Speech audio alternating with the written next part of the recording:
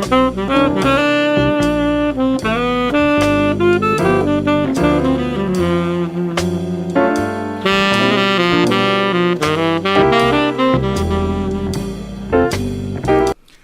to Jazz Circus. My name is Keith Filch, and we're here talking about things that will improve your jazz improvisation for all instruments. What I like to call the three jazz food groups are technical, foundational, and creational.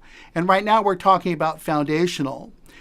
Just like in a language, when you're learning to phrase things properly in that language, it makes you sound more authentic in speaking that language. And so we learn from jazz players that have come before us through listening and emulating them. And one way that we emulate jazz phrases, we learn them in 12 keys. Not just our scales, like I talked about on the last video, but also when it comes to jazz phrases that are parts of people's improvisation, we learn those in 12 keys as well. Now, there are different tools that you can use for this.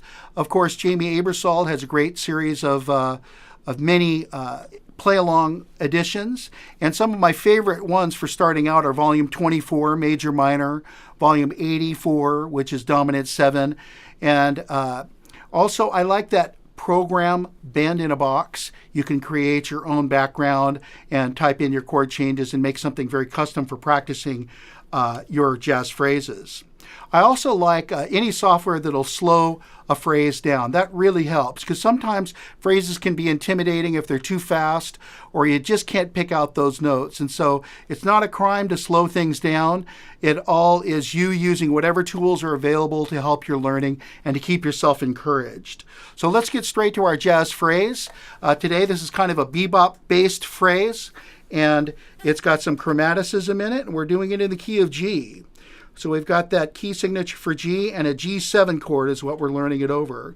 Now, as we go through this, you'll notice that it's got some interesting tones in it, including the 3, the sharp 4, and the flat 7. We'll talk more about that in just a second. So let's label that first note, which is the third note of the G major scale, and it's a B. Then the C is the fourth note of the G major scale. Sharp 4 is the C sharp, and the 5 is a D, and we continue on. And the flat 7 there is a F natural, because the 7 would be an F sharp normally. And we land on the 2. Now let's put that into the key of C. So we've got our key signature and a C7 chord at the beginning. And the third note in the key of C is an E. The fourth note is an F. And then we have a sharp 4 for the F sharp. 5 is a G, etc. Now, you don't have to write these phrases out. You can do them all by ear, and that's great, and that would certainly be a great goal. But if you're starting out and you want to kind of analyze how to put a phrase in a new key, it's good to write down the degrees of the scale under the phrase and then put it in a new key. So here it is in the original key.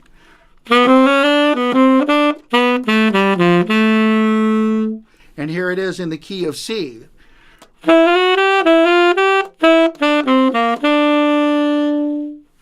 Let's continue on and put this thing in the bass clef now.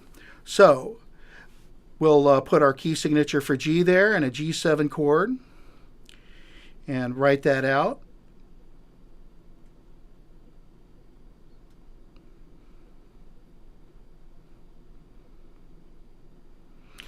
Now, let's put it into the key of D. After we've numbered it, same numbers as before, of course. We're just writing the same phrase in the bass clef. So here we go, key of D, key signature.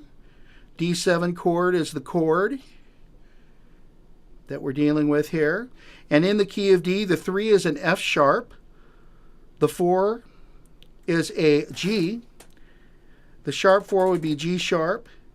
And the 5 is an A.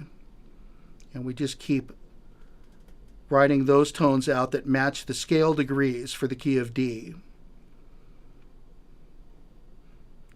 And here we have that phrase that now is in the key of D, or against a D7 chord.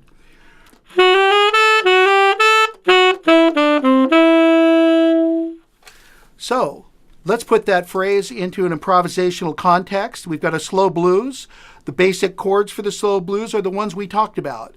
G7, C7, D7. You'll hear that phrase played, but you also will hear me playing some other things in improvisational fashion.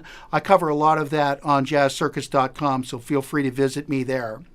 So here we go.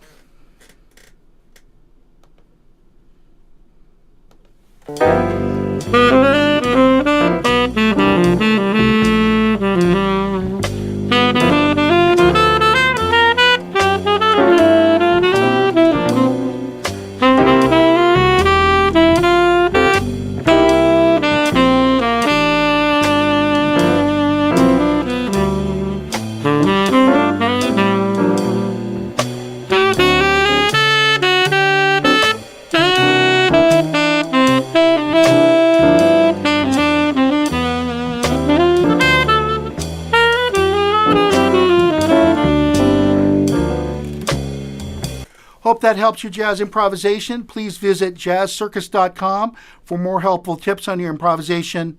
I'll see you next time.